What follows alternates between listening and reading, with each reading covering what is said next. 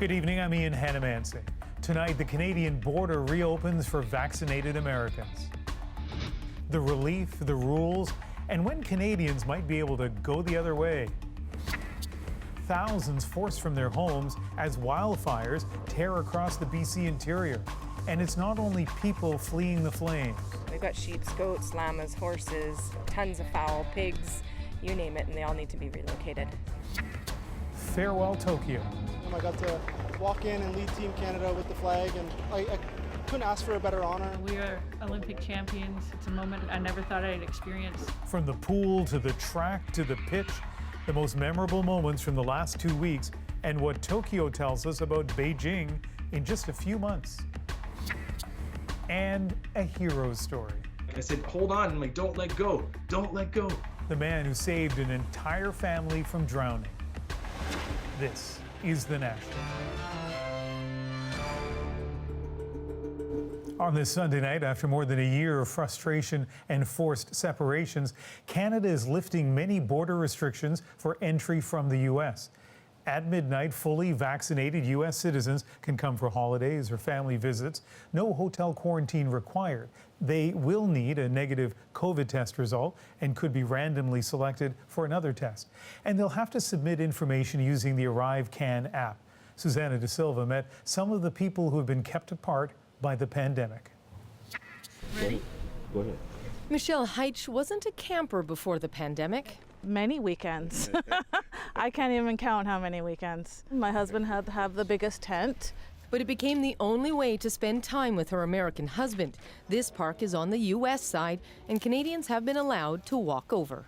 It's been really hard, just stressful, not being able to be together. This park has really been a godsend for us. It's very frustrating.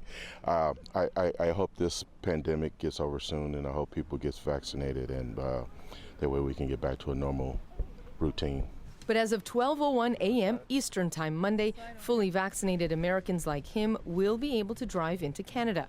Welcome news for everyone in tents here and for businesses in places like Niagara Falls. Without the tourism, we've been dying a slow death here, to be honest. This cafe has been closed for 9 months. It feels like somebody is breathing new life into this business, and we are so excited to welcome them back. Though there are some questions about how smoothly the welcome will go, including the use of the ArriveCAN app, proof of vaccinations, and negative tests. Normally right now it's around 32, 33 seconds to cross. It's going to be upwards of 5 minutes and random testing on top of that. So a lot of uncertainty. For now, the U.S. hasn't reciprocated. That's a welcome advantage for Canada's tourism industry, which has lost 500,000 jobs. Hopefully continue to encourage Canadians to explore their own great country. I know so many people that, have been to parts of the country that they've never been to before. Reunited. As for Heitch, she's in the process of moving to the U.S., but the reopening is a good step. I hope it's our last weekend, but I don't know. With him, he might want to come up here just for old time's sake. And Susanna's at the Peace Arch border crossing just south of Vancouver. And Susie, is there any indication when the U.S. will let travelers start going the other way into their country? Well, that is the question. Right now, the order barring Canadians is set to expire on August 21st, and the Americans haven't said whether or not that order is going to be renewed. Meanwhile, though, Canada is continuing to slowly relax its international border rules, allowing other international travelers to enter the country who are fully vaccinated beginning on September 7th. Ian? Susanna De Silva at the Canada-U.S. border. Thanks. In the United States today, concerns about a potential super spreader event. As many as 700,000 motorcyclists are expected at this 10-day rally. Last year, hundreds of COVID cases were traced to the same event.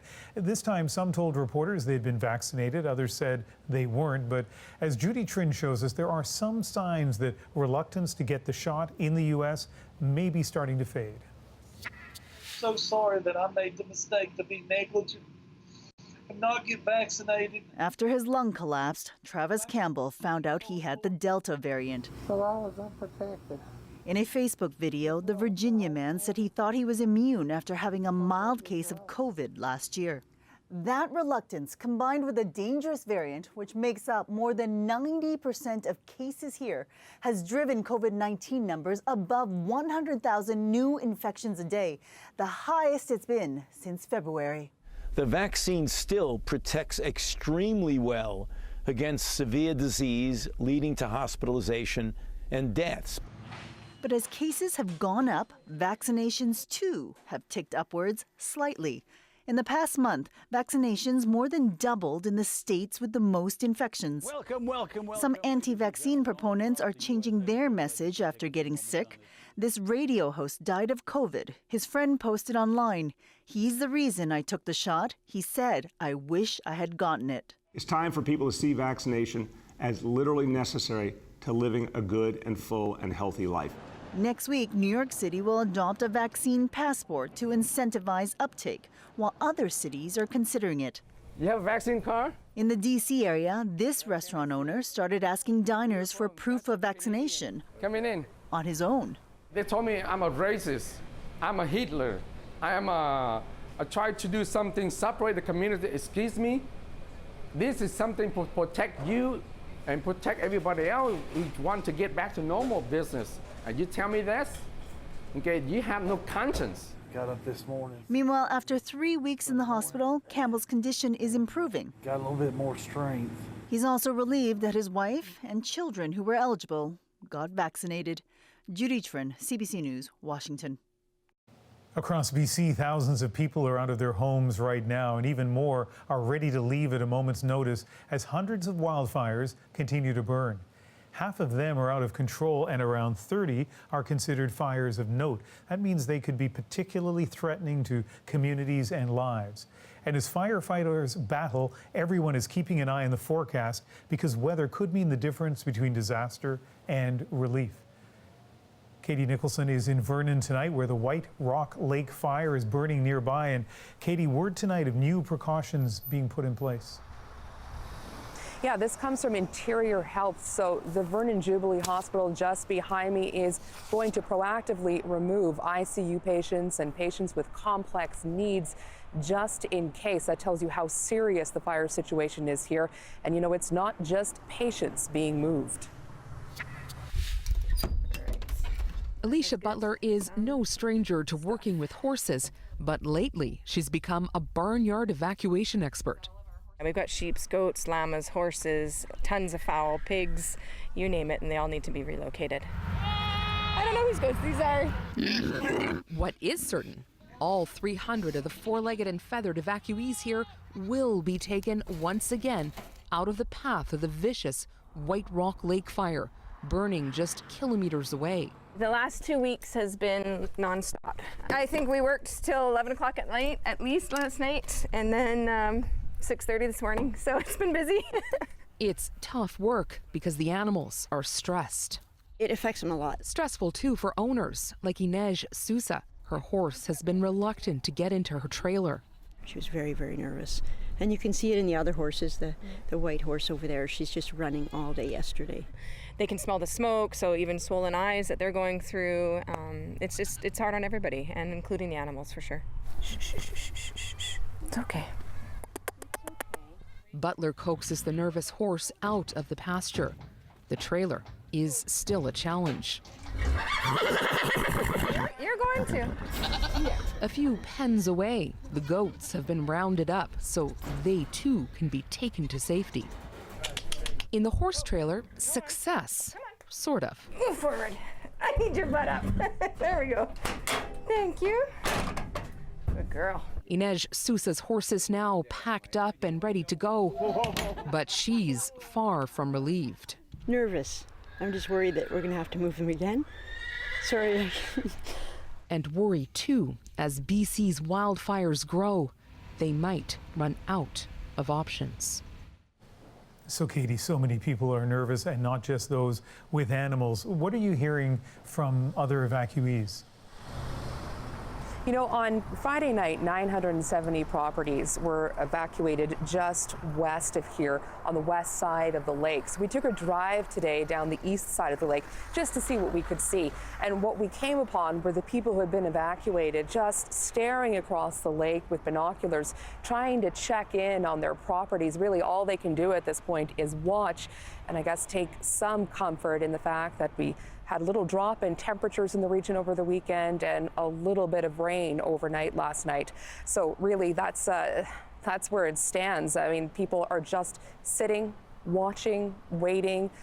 There's really nothing you can do. The alerts have come and gone here in the region. You have thousands on standby, ready to run at a moment's notice, and it's really just a waiting game. Such a difficult time. Katie Nicholson reporting from Vernon, British Columbia tonight. In Greece, dire scenes overnight as panicked residents and tourists packed onto ferries to flee a wildfire burning on its second largest island. Evacuation orders have been issued for 4 villages as flames pushed in too close and smoke choked the air. And in an Athens suburb, residents rushed to douse the fire themselves as it entered the yards. Dozens of fires started in Greece after a scorching heat wave. The Greek Prime Minister says they show the, quote, reality of climate change. Well, the Tokyo 2020 Olympic Games have officially come to an end. For Summer Games held under difficult and complicated circumstances, the closing ceremony was a subdued farewell.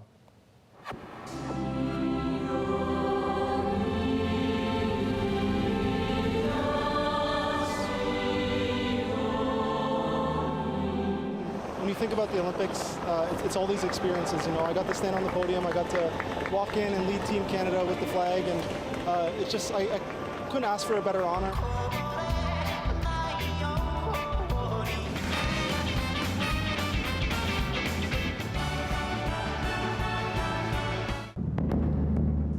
In these difficult times, you give to the world the most precious of gifts, hope.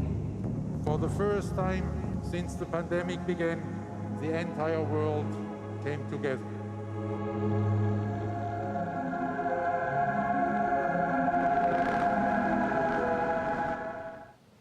And before it was all over, Canada added one more to what was already one of this country's best medal results. Mitchell, hold on, she does! It's a gold for Kelsey Mitchell of Canada! In the final hours of competition, track cyclist Kelsey Mitchell winning gold in decisive fashion in the women's sprint. So she took her place on the podium alongside many other Canadian athletes during these games. Canada will bring home 24 medals in total, 7 of them gold. That is the most medals in any Summer Olympics aside from the boycotted 1984 Games. While Team Canada's success was clear-cut, the Tokyo Games overall remains an open question. And as Brian Stewart explains, for an Olympics held under the most unusual circumstances, its legacy will likely be complicated. This is the second Olympics where Tokyo's Budokan has hosted some of the world's best martial arts. It was built for the 1964 Games. Since then, it's been used for competitions and it's become an iconic musical venue. The arena is a clear and lasting benefit of those games. As for Tokyo 2020 turned 2021, any potential legacy is much more complicated. We're in the middle of the pandemic. Restaurants were forced to close and there are people out of work, this man says. I'm not entirely happy with these Olympics. It's not clear whether there's been a dramatic shift in attitudes among those who didn't want the Games going forward. Olympic officials have been quick to point out that only a few hundred COVID cases have been directly connected to the Games. But this doctor says it's too early to celebrate that. After the Olympic, all these virus may be widespread all over the world. It's too early to make conclusion. A big part of staging an Olympics during a pandemic meant doing it without fans. Missed opportunity for Tokyo's tourism industry. Watch your step. Yeah, thank you. Kai Shimada works for a charter boat company running cruises on Tokyo Bay. He thought they'd be doing 30 a week during the Olympics. They're doing 1/10 of that. This situation, we are in trouble, this situation.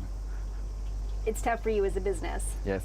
As for the games themselves, they're set to be the most expensive ever. While the city has 8 new state-of-the-art venues, some estimates put the total tally for the Olympics above $20 billion. It's kind of scary because it's going to come back to us as taxes. Terry Lloyd has lived in Japan for nearly 4 decades and runs a travel company. Even though images from Tokyo have shown the hot, humid summer weather, Lloyd believes people are also getting a different view. They're also seeing a very clean Olympics, efficiently run, reinforcement of the whole image of Japan and that sort of thing. I think it's going to raise awareness, make more and more people want to come. But that will have to wait. After all, this city is still in a state of emergency, and the country's borders are closed for most. Briar Stewart, CBC News, Tokyo. This may surprise you. The next Olympic Games less than 6 months away. Preparations continue for the Beijing Olympic Games. China says the Games will go ahead on schedule despite the pandemic. But as Sarah Levitt explains, concerns over human rights issues and Canada's frosty relationship with Beijing threaten to complicate those Olympics. Competition may be over in Tokyo, but for alpine skier Eric Reed, it's all about preparing for Beijing. In the back of your mind, you know the big event of the year is in February. For the last 2 weeks, though, he loved watching Canadians compete despite COVID-19. It was still the athletic performances that really shone through. But there's more than athletics and COVID hanging over the 2022 Beijing Olympics, even if the International Olympic Committee doesn't want to address it. Are you willing to condemn the internment of Uyghur Muslims in camps in China? Steve, I think we already answered that question. We're going to come on to that. We'll answer your question. International human rights groups have been calling on countries to boycott the Games in protest of the Chinese government's forced detention and indoctrination of ethnic minorities, including Uyghurs. In the opinion of the House, in February, the House of Commons passed a motion saying the treatment of Uyghurs amounts to genocide. Add to that the unresolved detention of 2 Canadians, Michael Kovrig and Michael Spaver, held since December 2018, just days after Huawei CFO Meng Wanzhou was arrested in Vancouver. The Canadian Olympic Committee, though, says boycotts don't work. This expert agrees. You can take a stand on China, but it seems that outside of the Olympics, nobody really wants to take that stand anyway. So why would you make the Olympics the time when you want to take that stand? And the ones that are going to have to pay the price are the athletes. For his part, Reed remains focused on the podium. You don't show up to these events, then you have all these Chinese athletes performing better.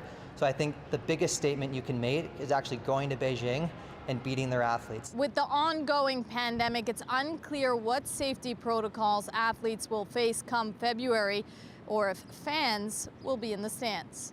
Sarah Levitt, CBC News, Montreal. In Afghanistan, the Taliban continues to make gains, today overrunning 3 more cities, including the strategically important city of Kunduz. The Taliban releasing this video purportedly showing key government buildings they've seized, including police headquarters. Taliban fighters have ramped up their offensive as the U.S. prepares to end its military mission in Afghanistan at the end of the month. Canada, the U.S., and the U.K. are all urging their citizens to get out of the country. A giant of Ontario politics and one of Canada's longest-serving premiers has died. Respected across the aisle and across the country, Bill Davis spent 14 years at the helm of Canada's biggest province.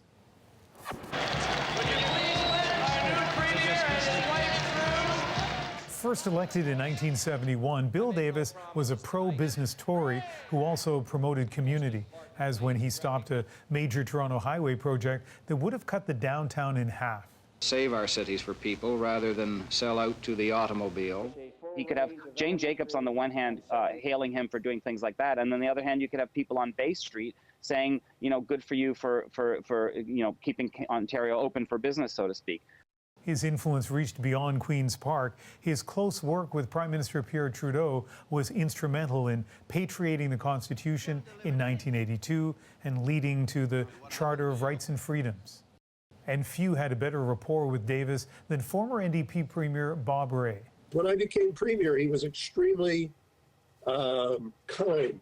Made a point of saying, look, we're in different parties. You're going to have a tough time. The two bonded over their public service and shared a love of humor. Well, he was very funny. It was like watching Johnny Carson do a number, and he was brilliant. Davis could still bring the House down well into his golden years. Here he is campaigning for Christine Elliott's leadership bid back in 2014. I was delighted to hear somebody who I think will be involved in leadership himself when he gets a little bit older. How old are you? Bill Davis was 92. Ontario is taking its vaccination effort on the road to reach those who haven't yet rolled up their sleeves. I think I might be one of the first people in my family to get vaccinated. Coming up, the effort to change minds and conversations Canadians are having about the shots. Plus, Julia Grosso from Vancouver to win it for Canada! revisiting the game's most magical moments. And two of Canada's soccer superstars reflect on their historic win and what comes next. We need to continue to push to have a professional league in Canada. Then an unbelievable rescue at an Ontario beach. There was a whole family, I think there was about 4 or 5 people in the water, all simultaneously going under. How one man managed to save every one of them. We're back after the break.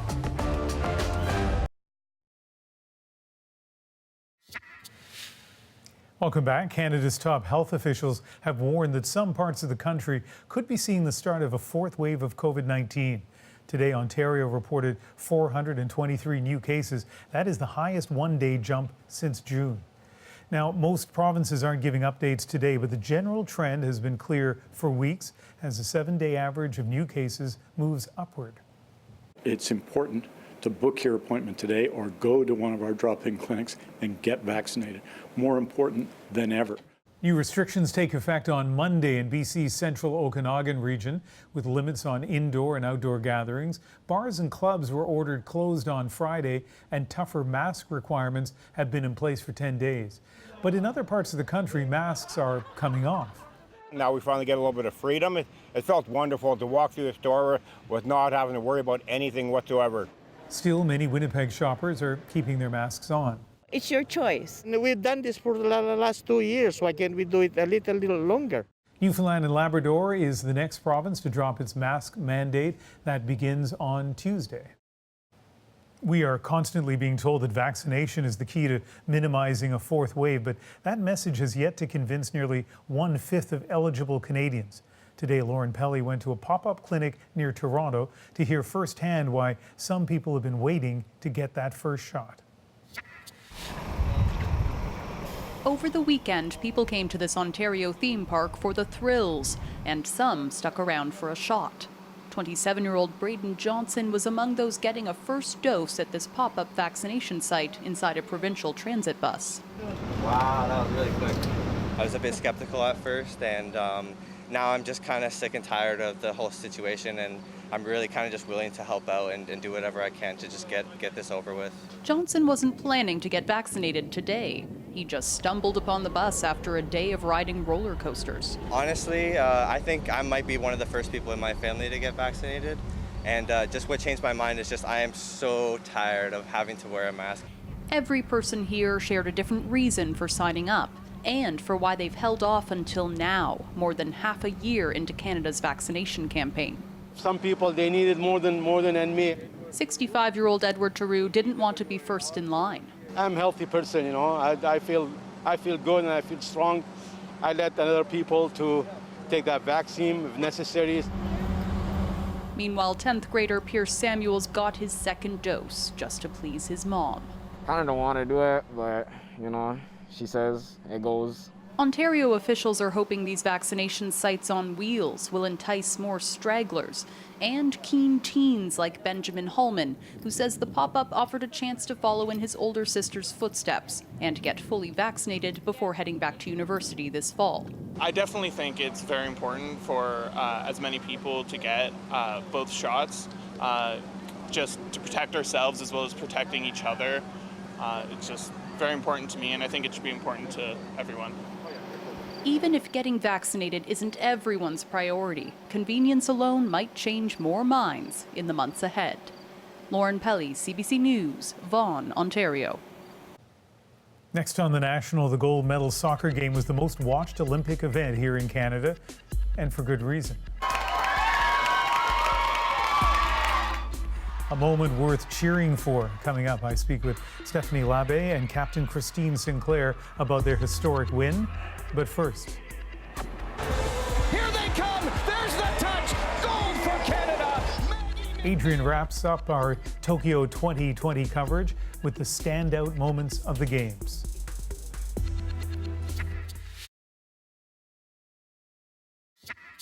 That is always such a bittersweet moment, isn't it? Some with feelings of pure joy, others still processing heartbreak, and then the flame goes out. The Olympic flame has been extinguished in Tokyo, but it won't be long before it's lit once again. The Beijing Winter Olympics less than 6 months away. With the Games now over, many consider it remarkable that they took place at all during this global pandemic. Before Tokyo 2020 fades into memory, Adrian takes another look at the gold, the glory, and the global spirit of competition.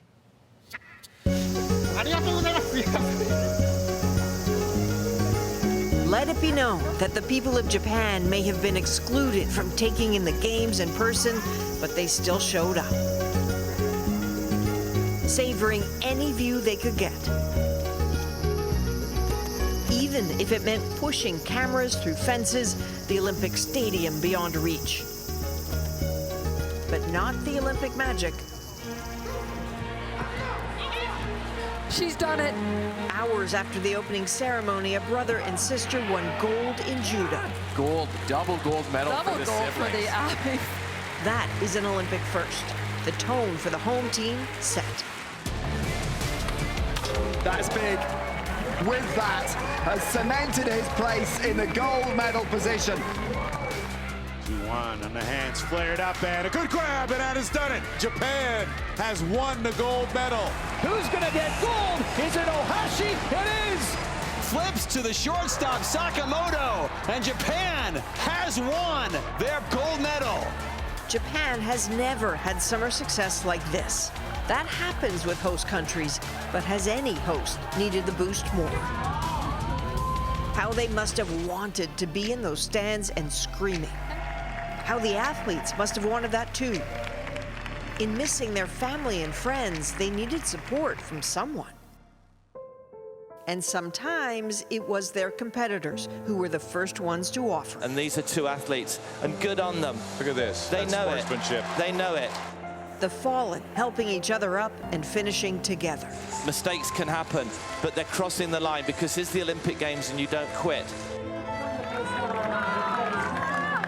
The Belgian triathlete who came in last, reminded how strong she is by her Norwegian competitor.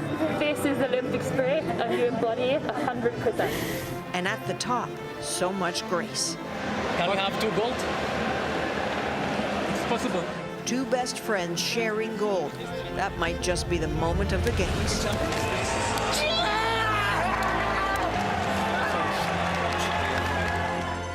Or was it the grit of Sifan Hassan of the Netherlands falling in a heat? Hassan is down and gets back up. And then just getting up and still crossing the line first. Here they come. There's the touch. Gold for Canada. Maggie McNeil. Do not make Canadians pick just one moment. I don't think it'll process for a little while. The grass at the line. The medal's too hard fought for. He's got the gold medal. Now it's finally a dream come true. Needs 433 to get 9,000. Too long coming. Damian Warner has won the Olympic gold medal in the decathlon. I couldn't ask for anything more. This year has been really special to me. Julia Grosso from Vancouver. And way too emotional to just choose one. To win it for Canada! Canada came! Canada conquered! Canada gold! The Olympics are always ultimately for the athletes first. And as strained and odd as Tokyo 2020 sometimes felt, judging by those faces, it was glorious.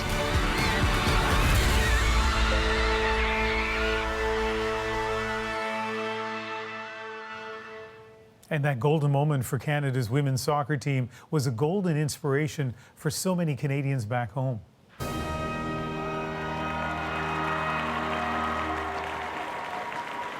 And much of that due to two incredible players, veteran team captain Christine Sinclair and goalkeeper Stephanie Labbé. I chatted with them about the win and its impact. Christine, Stephanie, thank you very much for doing this.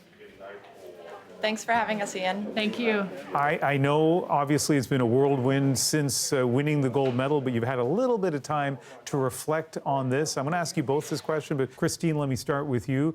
From the perspective of Sunday, what's the significance of this gold medal win? You know, our goal throughout this entire journey has been to, change the sport of soccer in Canada. And yeah, I think it's time we actually do that. We are Olympic champions. It's a moment I never thought I'd experience. But I actually think now for Canada, the real work begins and we start to really try to grow the game on a professional level. And yeah, it's now or never. Julia Grosso from Vancouver to win it for Canada! Canada came! Canada conquered! Stephanie, what about for you, the significance of this win? Yeah, I mean, it's huge. I know back in 2012, the team inspired so many young girls to want to pick up a soccer ball and start playing soccer. And some of those girls that were inspired then are now on this team and have brought this team to the next level, which is, top of the podium. And I think we have to continue moving forward from there and continue to inspire young boys and girls to want to play football, to want to grow the game and in our country. And in order to do that, just like Christine said, we need to continue to push to have a professional league in Canada. I'll quote Sinky from the other day, but the fact that we're Olympic champions and we don't have any professional teams in our home country is it's pretty unacceptable. So that's definitely something that as a team we want to continue to keep pushing for and keep moving forward to. I want to talk about the Olympics a little bit, if I can. Christine, you have seen lots of Olympic Games. You know what the experience is like in, can I call it a normal, non-pandemic Olympic Games? What was it like, Christine, to be in Tokyo? I mean, obviously, it's been a very different experience. But, to be fair, we've felt safe the entire time. We've had zero interaction with the local Japanese people. But then to be able to come to the village and experience the Olympics, it's been wonderful these past 4 or 5 days to see other athletes, to interact with them and have that little bit of freedom and to experience the Olympics. But I'll take the pandemic Olympics because we got one of these. Yeah. And so that kind of leads me to another one of the themes of these Olympics, and Simone Biles put it out front and center and got a huge amount of support, and that is speaking openly not only of the huge pressures of the Olympics, but in her case, how she was struggling to deal with the pressures. And I think, people really, as I say, responded positively to her making that part of the conversation. Stephanie, as a keeper for a soccer team, I think you've talked in the past about the pressures of that. How did you deal with that? How difficult was that? And add to that the expectations of changing the color of the medal. Yeah, I think, everything aside, the pandemic, first and foremost, I think had an effect on all of us in different ways. And coming here to the Olympics is something that we've all pushed and strived to do and to be here. But once you get here, those challenges and the stresses that we've been through over the past year and a half, they don't just go away. I know for me personally, between the quarterfinal, the semifinal, and going into the final, the days between the games were very challenging in terms of the fatigue levels, then the mindset of constantly having to recover from a game and then rebuild for the next game. The neuromuscular system and the emotions are going up and down constantly, and to be able to keep that steady is really challenging. And there were some days I had to lock myself in a dark room and avoid all stimulation because it can get really, really hard to continue to manage that. But I think, for me, it was using the resources that I had and continuing to rely on the strength that I've built over the past few years. But everybody's different. Everybody has different challenges, and I think we all face it differently. But I think the biggest thing is to remember that we're all human. We all have different journeys, and we all have different experiences. And just because you're at the Olympics, it doesn't mean the struggles and the challenges go away. I really appreciate the honesty of that answer, and I think that will be maybe one of the legacies of these games, led by Simone Biles, that people will talk more candidly about those kinds of issues, because they certainly obviously affect us all and certainly affect elite athletes like the two of you. Christine, let me finish with this. I find it so interesting and not surprising that when I asked you what this gold medal means, you talked about the state of women's soccer in Canada. And in most of your answers from both of you, you talk about your team. It is a team sport. But at the same time, both of you are stars. Christine, much has been said about your lifetime of stardom for the Canadian team. And so let me ask you this on an individual level. What's next for you? Have you thought about that? What do you feel the next step is? Getting to the closing ceremonies. Honestly, coming into these Olympic Games, obviously I've been asked a lot about my future in the sport, and I decided coming here that I wasn't going to make a decision about my future out of joy if things ended well, or sadness if they didn't. I've never made decisions in my career based on emotions, so I'm gonna go home, spend some time with my family and reevaluate things. But yeah, the gold medal, I'm not gonna lie, this one means a lot. As an individual, as a team, we have fought through so much. There's been years where we've been like, is it worth it? Because it was just a constant battle and a constant struggle. And then, yeah, to finally stand on top of a podium, hear your national anthem, whatever I decide to do in the future, yeah, I don't know if anything can top what we've experienced these past couple weeks. Well, a lot of people across this country, as you know, have been basking in the glow of your medal. Congratulations to both of you, and thanks very much for speaking with us. Thanks for having us. Thanks, Ian. When we come back, more on the legacy of these games. Athletes are human beings, and we have the right to decide that we just don't feel good. Continuing the important conversations that started in Tokyo with our Olympic panel.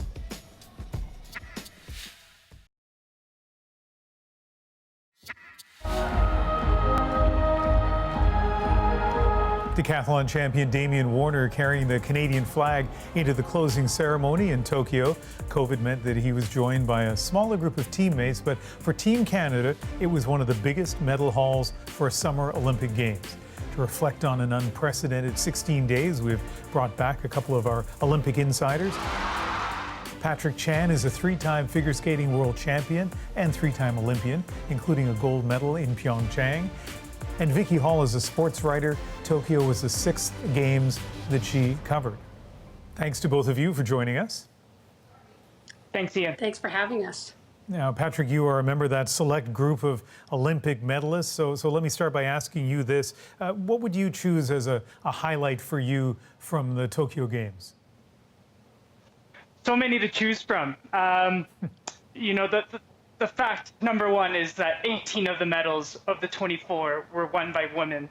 I think that's such a great representation of Canada, and hopefully inspires other young girls to reach for the stars and go to the Olympics. And Quinn being, I think, the first openly transgender Olympic medalist, gold medalist, I think that's a huge highlight that needs to be talked about. And then, of course, Andre de Grasse. How exciting was that 200 meters?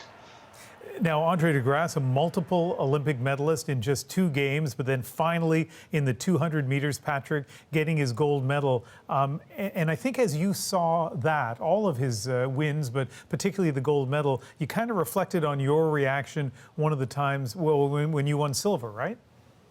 Absolutely. I mean, watching Andre win actually the bronze in the 100 meter and seeing how ecstatic and energized he was, it just made me reflect on my own results at the Olympics, and kind of realizing I might have been a little too hard on myself, and I should have just been really enjoying the moment, no matter the color of the medal.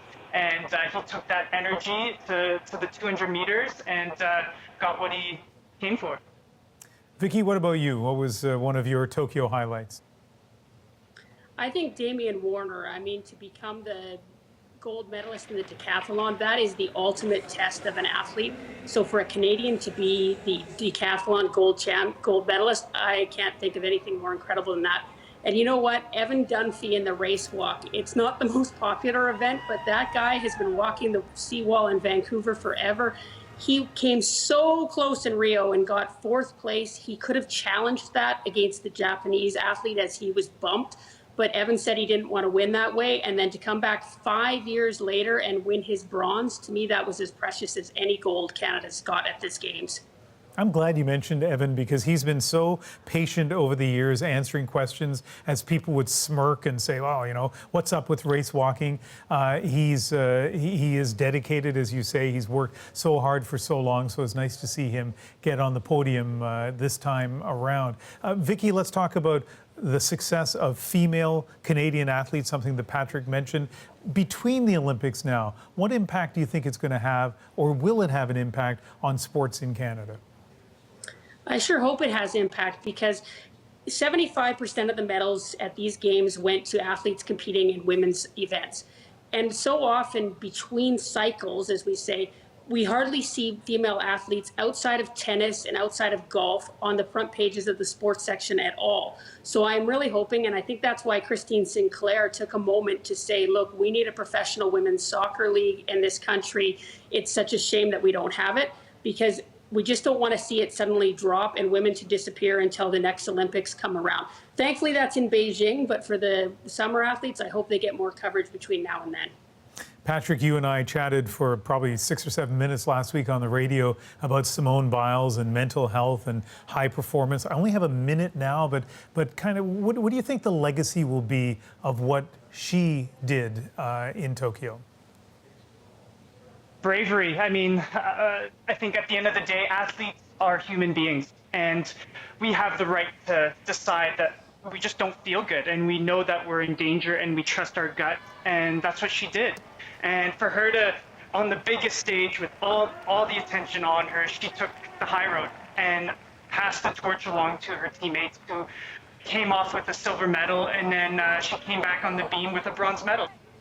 And Vicky, there was so much concern 3-4 weeks ago about COVID, about the medical pandemic emergency in Tokyo, questions about whether these games should have gone ahead. As we look back, what's your view on that? Well, I think history will tell that, and the Japanese people will say what they think of that. But from a Canadian perspective, not one reported COVID case from the Canadian contingent, and so many wonderful moments to celebrate. It's been a tough 16 months. And so to see all this glory from athletes who could barely train, who were training in their backyards, in their basements, in cold hockey arenas, for Canada, I think it's nothing but a success. And what about the lessons in terms of COVID for Beijing, Vicky? I think to all the winter athletes who are at home now, they know that they are training for something real. It's been so uncertain. They didn't know if they even had a chance of actually competing, but it's real. They are ready, and they will be there in Beijing. And I'm sure, you know, once again, the winter athletes always do amazing things and get lots of medals. So game on, winter athletes right now. Well, one of those winter athletes who did amazing things was Patrick Chan. Patrick, Vicky, thank you very much. Thanks, Ian. You. Up next, a beach vacation turns into a rescue mission. This looks like a very hopeless situation. I almost felt like I had to choose who I was going to save. How one man managed to save a family of 4. Our incredible moment is next.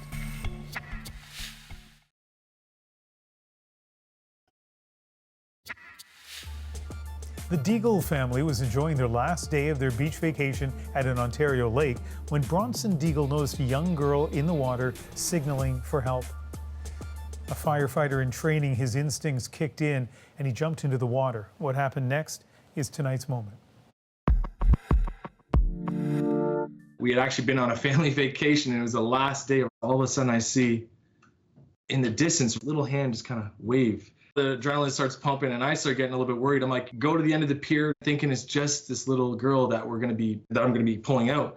And to my shock and surprise, there was a whole family. I think there was about 4 or 5 people in the water, all simultaneously going under. So I didn't even have time to think. I just jumped in. There was a dad on the side that was also drowning.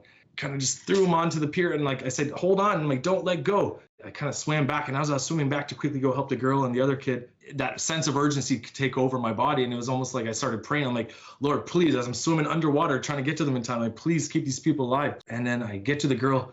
Thank God she had her arm outstretched, because I was looking and she kind of gave me her hand. I grabbed it, pulled her up, and I felt for the mom in the water. I was able to get her under the arm and pull them up, got them both above the water. So thank God the water was only about 8.5, 9 feet almost. And I was able to stretch my arms out as high as I could, walk on my tippy toes on the lake bed. We were all kind of stuck in shock and disbelief, like, did that just happen? So thank God for all the family that made it over. The Sea-Doo guy, there's apparently a guy on a surfboard that was able to help pull the kid up. God's timing for sure. What an incredible story, and you should know, he didn't call us. We reached out to him. Our producer, Meg, really wanted to get that story on our show today after we spotted it on our website, and I'm glad that he was willing to speak to us again. Also, he mentions not just the person on the surfboard, but there was somebody on the jet ski, he doesn't know who it was, who also came in and was instrumental in rescuing the rest of the family besides the 2 people he walked to safety. What a story. That is the National for August the 8th. Good night.